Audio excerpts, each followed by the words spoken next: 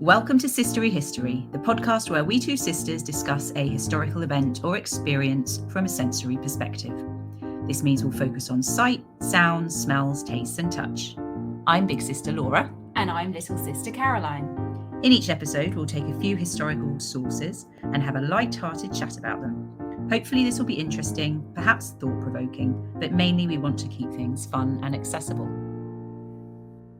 Caroline, it's a sad day. Oh no, what's happened? It's the last episode of the season. Oh, but it's a good one. That's true. And it's a joyous one because we're doing festivals. We're going out on a bang. Yeah, it's going to be good. The original Roman calendar had only 10 months, starting with March and ending with December. It went through a few evolutions, 2 extra months were added, and then Julius Caesar introduced a 365-day year, but the norm of an 8-day week continued for a few more centuries. Unlike us, the Romans didn't really have the concept of a weekend, and instead relied on feriae, or festivals, to provide breaks from work and education. As many as 135 festival days were being observed by the 2nd century CE, and that's 2 to 3 per week. So plenty of opportunities for fun, frolics, and sausage selling. And if the sources are to be believed, giant phalluses meandering around the city. Interesting. So do any of today's sources mention the giant phalluses? They do not. Sad. I know, we're keeping it classy, but I'm sure we will touch on them at some point. Fine, who have we got then? Firstly, the Fasti Antiates Maiores, which is a visual source, which you will explain to us. We have Plutarch, a Greek philosopher writing in the 1st century CE. Although he is a Greek philosopher, he did become a Roman citizen. And also Ovid, a new entry. Ovid was a Roman poet born in the 1st century BCE. He was writing during the reign of Augustus, and actually he was banished by Augustus. So he was probably banished due to a combination of some racy poetry and some scandalous behaviour. Good old Ovid. I know. I'll start then because your lovely intro there leads very nicely into my first source, which is this beautiful plaster calendar. It dates from 84 to 55, somewhere in between BCE. I'm just going to describe it to the listeners, but I'm showing Laura a picture of it. It is beautiful. Isn't I it can lovely? Validate that. Just a note for the listeners, if you can't quite follow the description, then we will provide photos. The calendar is painted directly onto the plaster, probably of civic buildings, public buildings. Okay, so might there be one in the Forum?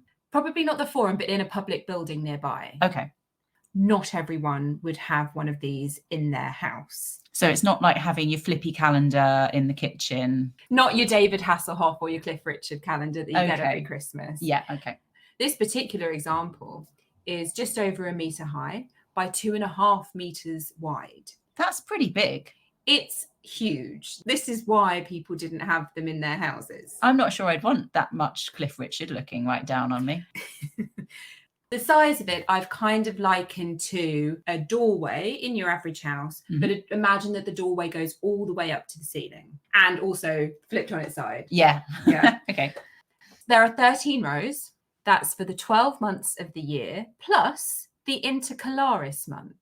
Now, the intercalaris month is something they threw in every other year to make the years make sense because it got out of whack. They were working on a lunar calendar before Julius Caesar introduced the solar calendar. This particular example, you can see that the months of the year are across the top and then the subsequent days of the year underneath the corresponding month. We've got some different colours going on. Yeah. The red is where we get the term red letter day from. No, is it? Yes. So the red letters are every 9th day, and that denotes a market day. The thing is, I don't think people used these as a reference. It was very much a civic thing, something that a governmental body would handle.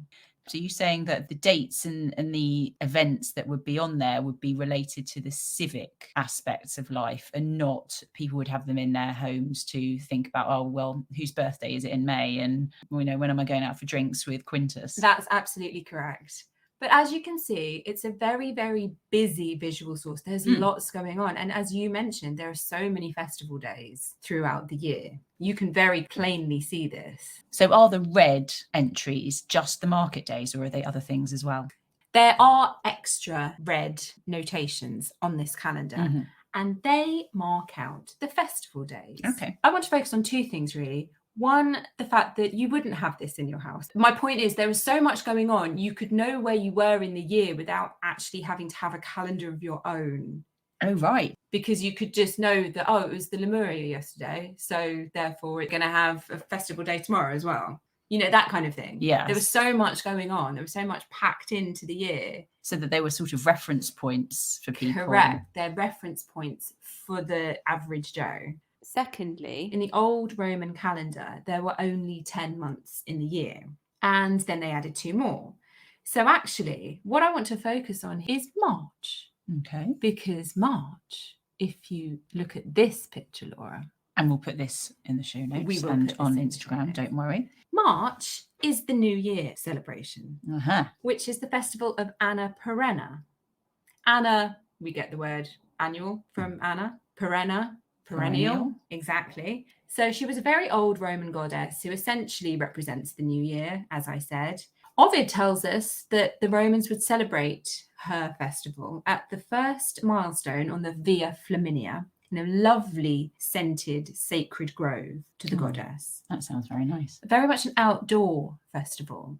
So March, you kind of think the weather's turning into something a bit warmer, a bit nicer, almost like a spring festival. You can see why they made that the beginning of the year, because it's the rebirth. The year has started anew. It's spring, everything is growing. Good point. The Anna Perenna festival was celebrated with girlfriends. People would dance, sing, play games, and camp out, put up tents near this sacred grove. And this is what reminds me of our new year.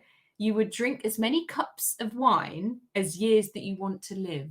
No, really? That's a lot of wine. That is a lot of wine. Well, depending on... How big are your cups? Oh, I don't know. What, 175 ml? 125? Yeah, let's say 175 ml. Okay, so medium. So say you want to live 80 years, you've got 80 cups of wine. Are you taking into account the years that you've already lived? So if you were 20, would you be drinking 60 more? It's a dangerous game either way, isn't it? I think I would have lost count somewhere after 25. It's very much a joyful festival. There are sacrifices and prayers, very popular, merry, because you're celebrating the new year after the drudgery of winter. You've got spring, you've got life, you've got wine, you're out with your girlfriend, you're camping outside. And I was thinking, you know, when you're outside, wine tastes different or drinks taste different. Oh, yeah, that's why people love a beer garden. That's why people love a beer and garden. A barbecue. Exactly. So there would be a very specific atmosphere and taste associated with this festival. The drinking outside, I think, makes a huge difference and makes it more memorable for people. Yeah, I can see that. I mean, I want to get involved already. How many cups of wine would you drink? What I've done, I've been a bit naughty actually here, haven't I? Because I've used a visual source and then I've really focused in on one of the festivals. But I just wanted to point out, because my visual source is a calendar, and you're kind of thinking, why is New Year in March in the middle of the calendar? Yes. That's why. And I also wanted to talk about 80 cups of wine. It's an interesting point. I think I'll let you off. So I've kind of covered the visual of this huge plaster calendar and how busy it is and how many festivals there are going on and how imposing this must have been, actually, which is why you wouldn't want one in your house and you actually couldn't. And then the taste association of the Anna Perenna festival, actually celebrated on the Ides of March. Ooh. Unlucky for some. Yes. Hello, Caesar. But let's focus on the more jolly aspect of the Ides of March. The Ides are the middle of the month. I don't think we mentioned that. 13th, 14th, 15th-ish of the month. Each month, yeah. Yes. And they did actually celebrate something on most of the Ides from my research. Yeah, it's a great time of the month. Yeah. As we mentioned there, lots of Roman festivals are connected to agriculture, the cycle of the moon and the stars and the lunar years. Because remember, Rome started off as an agricultural centre. And that makes sense why so many of their festivals are connected to agriculture and fertility, New Year, spring, celebrating the seasons. You can tie them all back to those agricultural roots. Over time, the state took over much of the celebrating of these festivals because as Rome became more industrialized, you don't need the fertility festivals in the farm because not everyone has a farm. You know, it's a city now. So the landscape's changed. So Sorry, that was a bad pun. I liked it. They were still observed, but probably not individually. They're observed by the state on behalf of the people. Okay. However, some festivals, much as this one, still were celebrated by people individually as well. Because Okay. why wouldn't you want to pitch a tent and drink a hell of a lot of wine in the sun? I know. Sounds perfect. Well, I found that really interesting. I did not know that the calendars were that large. Can't fit one of those on your phone, can you? Certainly can't. Okay, next I'll do Ovid from Fasti book 5, and I'm going to talk to you about the Floralia festival, which is held on the 3rd of May. And the sense that I want to focus on is sight. Why is it when white robes are for the goddess Ceres, the goddess Flora is neatly dressed in a host of colours? Is it because the harvest's ripe when the ears are white, but flowers are of every colour and splendour? Flora nods and flowers fall as her hair flows, like roses fall when they're scattered on a table. Regarding the torches that are all around, but whose reason escaped me, the goddess dispelled my ignorance like this. Torches are thought fitting for my feast day because the fields glow with crimson flowers, and because flowers and flames aren't dull in colour, and the splendour of them attracts the eye, and because the licence of night suits my delights. And this third reason's nearest to the truth. So, Flora sounds beautiful. isn't it a beautiful image? A rainbow of flowers. I know. I love the image of her nodding and flowers falling from her hair. Rather than dandruff. Rather than dandruff, it's preferable. So in this, Ovid is talking to Flora and asking questions about the festivals, and Flora is answering and explaining some of the aspects. He was saying that he didn't understand why the torches were there, but Flora responds and talks about torches being appropriate because the fields glow with crimson flowers and flames are bright and they are splendid and they attract the eye. So there's a very vibrant feeling about this source. It's not necessarily about normal people enjoying the festival and understanding the senses that they went through, but it's certainly pulling on the image of the colours, the flames, and it talks about the license of night suiting Flora's delights. What does that mean? Well, the torches obviously would have been very helpful celebrating festivals at night because they'd guide the way. But I understand that the Floralia could be a rather racy celebration. Oh. Yes. And that's what Ovid's referring to here. And we know that Ovid obviously likes a little bit of a nod to scandal and debauchery. So he's playing to type there. He likes to tread a fine line, doesn't he? He really does, yeah. So the Floralia festival was a spring festival celebrating fertility, focusing on the goddess Flora and the cycle of life and birth and death. A little bit linked to agriculture as well, as you've alluded to there. A lot of the festivals were. It lasted quite a long time, actually. There were about 5 or 6 days worth of celebrations in the calendar, and there was lots of colour associated with it. So a lot of the sources talk about colourful clothes as well as the flowers. So rather than white togas, people are dressed up in lots of vibrant colours. There's garlands everywhere. There are wreaths of flowers. I bet it smelled great. It probably did smell great, actually. All of those beautiful floral, fresh cut flowers. Yeah. The aspects that came to life for me reading that extract were the colour and the vibrancy of the just real depth, intensity of colour. So often we think of Rome as just marble and white, We don't do. we? And it's nice to have it brought into vivid Technicolor. I mentioned that it could be a bit of a racy You did. celebration, or it certainly had a racy reputation. There were often naked performances. Of what? Well, people performing skits. What do you mean? Just jokes? Naked? But because it's Floralia, we take our clothes off. We take our clothes off for Floralia. Right. There were stripteasers by sex workers, apparently. Tightrope walking elephants. Not naked. Well, elephants don't tend to wear clothes. Sometimes they wear one of those little jackets. That's true, maybe a hat. But I think it's less shocking if the elephant's naked. There's actually, to be fair, there was only one instance of the tightrope walking elephant. I mean, it's enough, isn't it? It is enough. There were strippers, there was naked theatre, naked dancing. Forgive To me. answer your question. So I don't really understand the connection between nakedness and flowers. Fertility.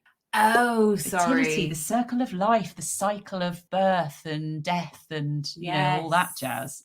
You're born naked. You're born naked. You need to be naked to achieve certain things. No, you don't. Some people think it's nice to be. And in fact, an interesting point, today's May Day celebrations are thought to have some link to the Floralia. Oh. And the maypole, phallus. Oh, come on. What? It's just a stick. Well, it's a big stick. Oh, Morris dancers are naked. No, they're not. Anyway, I think I said enough. I think you have. I'm going to exile you like Ovid. Oh.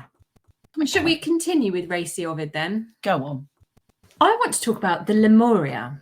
The Lemuria is a festival celebrated 9th, 11th, 13th of May. Yes. Because even days were unlucky. Were they? I did not know that. Which is very strange because you would think it's the opposite nowadays, wouldn't you? Yeah. Here I want to consider sound. And I'm going to be reading Ovid's Fasti 5, 429 to 44.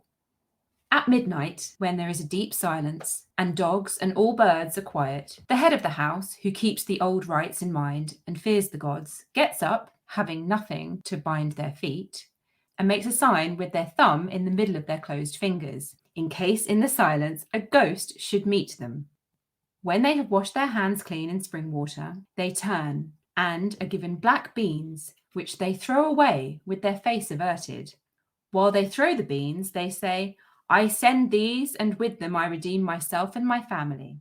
They say this 9 times without looking back. The ghost is thought to collect the beans and follow behind unseen. The head of the family then washes their hands and clashes together a bronze symbol, asking the ghost to leave the house. When they have said 9 times, "Ghost of my fathers, leave," they look back and believed that they have performed the sacred rite appropriately. A lot going on there. A lot going on. This is celebrated in May. It's a festival to honour, or more likely placate, the Lemures. And the Lemures are restless ghosts, restless spirits of the dead. Okay. Maybe died violently, maybe committed suicide, maybe had an untimely death. Somehow they are not at rest. So they're sort of wandering in purgatory or something, and in between. It's a liminal state and coming back to disrupt the lives of the living. Okay. They're thought to wander the earth at this time. On these days. On these specific days. Yeah. No, what are they doing on the 12th and the 14th? This is what I want to know. Oh, that's fine.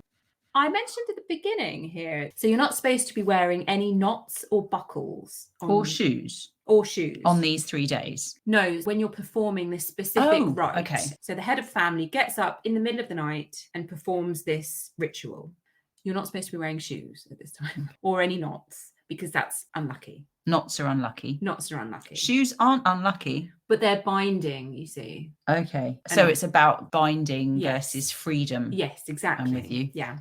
These rites are performed privately by each household, but they were also, as I kind of mentioned before, performed publicly on behalf of the whole state and to cleanse the public buildings as well as cleanse your own house from these naughty spirits running around on the 9th, 11th and 13th of May. It's a purification festival in essence, isn't it? Happens at night. It's all quiet. Yes, it's quite eerie. It is eerie, isn't it? And So there's absence of sound as well. you get up in the middle of the night when it's all quiet. Yeah. Don't put your shoes on. No. Then you walk around. Pliny tells us that the souls of the dead were contained in beans.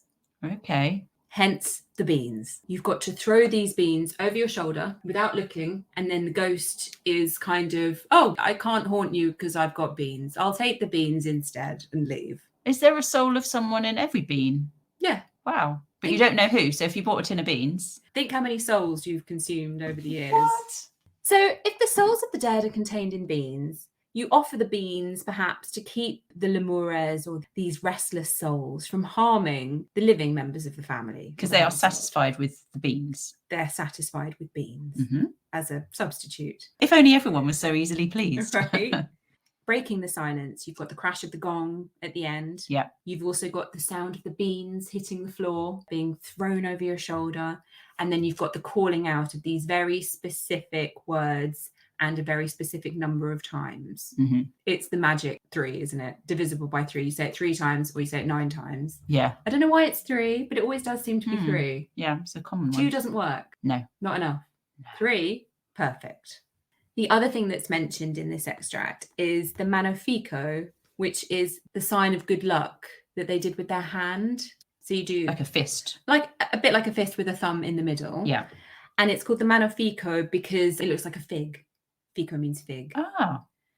Let's consider the sound here, the silence, and then the very, very much not silence of crashing a huge gong in the middle of the night, probably waking everyone up, but also the added benefit of scaring these ghosts away from your house. Then your household is cleansed and you can go back to relaxing. If I was a kid, I would definitely try and stay awake so that I could watch this happening. Your dad throwing a tin of baked beans over his shoulder. I wonder if you were a little child, you believed that there were restless spirits around, you know? Because yeah, of course. It's a bit like Halloween, isn't it? Yeah. Thinking like monsters under your bed. Much more real if you're a child. Yeah. The other point here is you have to perform the rites correctly. We mentioned this on the funerals episode, that if you didn't bury someone and give them the correct rites, then the ghost could come back and haunt you. So it's all about doing it correctly. Okay. If you just said it 2 times, no. Not good. If you had your slippers on, no. Absolutely not. Okay. I'll finish off today then with our 4th source, and that is Plutarch. I will be reading from the life of Caesar, 61, 1-4. And this is about the Lupercalia festival, and the sense that I will be talking about is touch. The Lupercalia was then celebrated, a feast belonging, some writers say, to the shepherds. Many young noblemen and magistrates run up and down the city with their garments off, striking all they meet with strips of leather, by way of sport. And many women, even of the highest rank, place themselves in the way and hold out their hands to the lash, out of a belief that it procures an easy labour to those who are with child. You do like talking about naked people, don't you? Well, you raise an interesting point, because when I was researching the festivals, nakedness came up a lot, as did sex workers. Right. Yeah, so sex workers are specifically mentioned in the celebrations for the Floralia, the Robigalia, and the Vinalia. The Robigalia is one of my favourites, actually. Isn't that the one about mould? I did not know that. I've written down agriculture. So I think the Robigalia is a festival to ward off blight or mould on your crops. In your crops. Okay, so that makes sense with the agriculture. Don't really understand why everyone's naked. No, and why the sex workers like it so much. I mean, it's nice, it's very inclusive. Yeah, I mean, nobody likes mould or damp. Yeah, fine. Anyway, back to the extract. We have the Lupercalia festival, which obviously links to fertility. We've got nakedness, tick. We have got... When is this being celebrated? Oh, the Lupercalia is celebrated on the 15th of February, so Ides. Valentine's Day. Yeah, linked to Valentine's Day. Naked, tick. Yeah, there we go. Though apparently the nakedness did decrease over time. So some of the sources will say that these chaps are running around naked. Some of them say with some garments off. And then apparently later on, they'd be fully clothed, sadly. Well, it is a bit chilly in February. I suppose so. There's a superstitious element to this. The extract says here that there are noblemen and magistrates running up and down the city with their clothes off, hitting people with bits of leather. Completely normal standard. The leather strips that they're hitting people with are usually coming from goats that have been sacrificed earlier on during the festival. Some sources say that the men who were doing the running around would actually wear some of the goat hides as well. So you've got naked or semi-naked men, potentially dressed as goats, yeah, probably a bit bloody, running around hitting people with bits of leather. to make them have a successful birth. Yes. We might think it preferable to avoid a bloody goat-clad, semi-naked man running towards us, trying to hit us with... Well, I don't know what you did last Valentine's Day, Laura, but... It certainly wasn't that. But the Roman ladies would actively try and get in the way because of the superstition that would aid them in childbirth. And especially if you think about that time in history, things like childbirth and labour were very dangerous. Another thing that happened was men would pick a lady's name from a jar and you'd go and get your rocks off with them for the duration of the festival. Excuse me, what? Yes, it would be a bit like maybe a swingers party when you put your keys in a bowl. Oh my goodness. I know. And sometimes say. people who, shall we say, coupled in this way might even stay together in the long term. So it wasn't just a kind of orgy type scenario, but it could lead into a more long-lasting relationship. Well, that's nice. Isn't it nice? It's a bonding, uniting festival, a festival of love, a bit like Valentine's Day. Yeah, it is a festival of love of sorts, isn't it? People don't do this anymore with Valentine's Day, but back in my day, you used to send anonymous Valentines, didn't you, to people that you kind of liked? Yeah. But now people just send them and sign their name at the bottom. That's not the point of Valentine's Day. No. It's all about picking the keys out the bowl. I think you made it sound very nice there. It's a festival of love, very true. But I think one thing to point out, the Plutarch extract that I read there, it comes from the life of Caesar. And earlier on in that extract, we find out that this is all happening as Caesar is actually watching on. He's sat in a golden throne and Mark Antony is one of the people who's running around half naked. Oh, so Mark Antony's dressed as a goat, naked and whipping some women. Yes, and he was consul for that year, I believe. So you've got top-end magistrates involved in this. So it's not a seedy nighttime festival rite that's being done in the shadows. This is full on in the daytime. Everyone can see. This is the equivalent of Matt Hancock running through the streets of London, dressed as a goat, naked, whipping women, with Rishi Sunak watching on. But yeah, that's the sort of thing. We're talking top-end magistrates who've been part of the Senate. These are the people in power. So it's been going on all through history. Sexy goat antics. It doesn't say anything about whether these magistrates partook in the names in a jar. If I know Mark Antony. Mm-hmm. So, Laura, do you have a favourite couple of festivals from the 135 million? There are some really fun-sounding ones, and there are some that sound a little bit more niche. Of course, we have to come back to the giant phallus. So that was used during the Lemuria festival on the 17th of March. And it was a festival about freedom, as the name suggests, Liberalia. So freedom from evils and burdens and cares. That was somehow linked to the giant phallus that was paraded. I think the parade started out of the city and then ended up in the city. Yeah, I'd like to see that. There's a theme with your extracts today, Laura.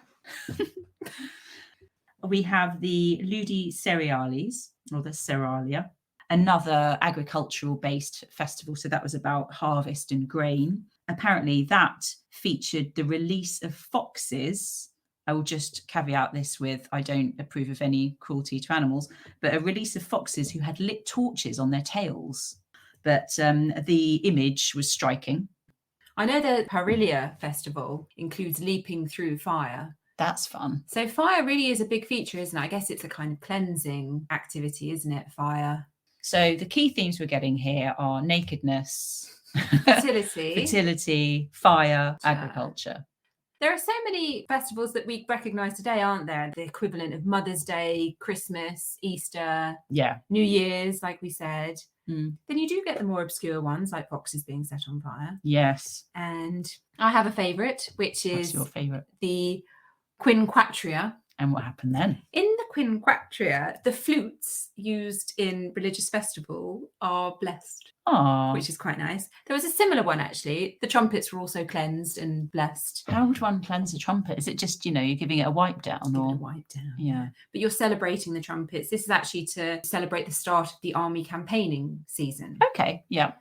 The other part of festivals, which we haven't really focused on, is you kind of did there, but the animal sacrifice. Yes. I didn't want to talk so much about this and make it a focus of the podcast, but if anyone does want to know a little bit more about this side of things, then there's a great paper that you can read by Candace Weddle, written in 2013. It's called The Sensory Experience of Blood Sacrifice in Roman Imperial Court. It's something that we haven't talked about, but is interesting. Just the amount of animal sacrifice that went on. You think about it and you think it just went away, but where did the waste go? The smell of blood lingering on stone. The size of these animals. I mean, there's one festival where they burn 31 pregnant cattle. Wow. The smell of that permeating through the city. Awful. What do you do with all of these animals? Where do you store all these animals? It's a huge logistical nightmare, really. But anyway, so as I mentioned, we're not going into depth here, but if you would like to know more, then Candace Weddle's paper is a good place to start. Okay, good tip. We'll put the details in the show notes. One other thing to mention, because there are so many festivals, at various points, the state got together and abolished a few. What, just the more rubbish ones? Yeah, and the ones that maybe weren't relevant anymore. They're like, for God's sake, there are so... When is anyone doing any darn work? Can people put their clothes on, please? Put your clothes on. Put that fox out. We've got to keep a curb on this. So they would randomly get together and either reduce the amount of celebrating or get rid of a festival altogether and just be like, come on. Oh, I'd like to be on that committee. What? That's the fun. The non-fun committee. No, just... Oh, all right, fine. You're having too much fun. We're scrapping it. Oh, I walked into that one. Shall we? Okay. I have a quiz for you if you like. Please. Okay, today you've got 4 questions, Caroline. Are you ready? I am. Question 1. What calendar was introduced in 45 BC and brought in the 365-day year?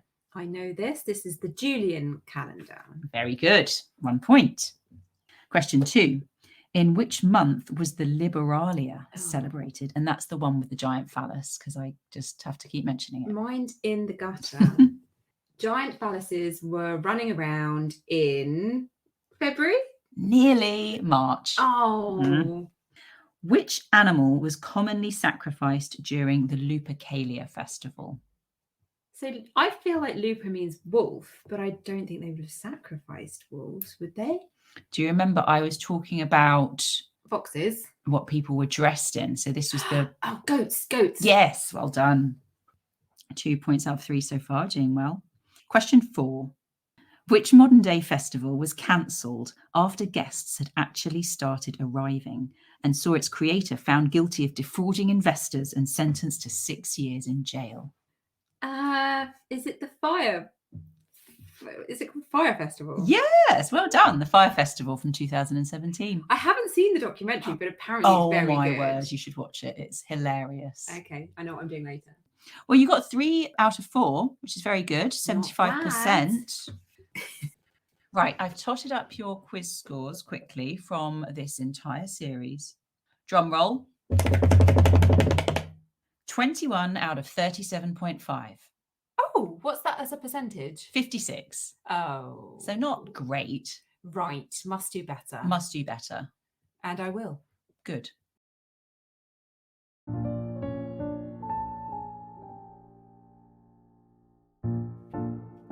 Thank you for joining us for this season of Sistery History. We hope you enjoyed learning about the ancient Romans with us. Yes, thank you very much, everyone. We're going to have a little bit of a break, but in the interim, we will be doing some mini bonus episodes. So watch out for those. We'll keep you posted on Instagram and Twitter. Do tell your friends and family if you've enjoyed the season. And if you have the time, leave us a little review to help us get noticed. We'll miss you very much, but we'll be back soon. Don't worry. See you soon. Bye.